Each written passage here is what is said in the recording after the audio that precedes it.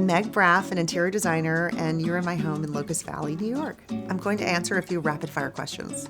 The best advice I've ever received was from my husband, Doug, when I had the twins, and I already had an 18-month-old, and I thought about quitting my job. He said, "Don't quit. It's very difficult to restart things. Just pull back, take on as little as you can, and then you can always crank it up again whenever you're ready." My favorite guilty pleasure is definitely jewelry.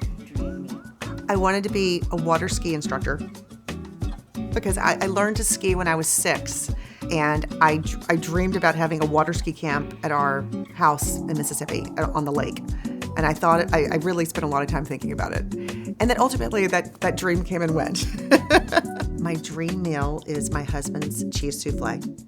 One decorating trend I will never repeat is this sort of industrial look. I'm not into rivets.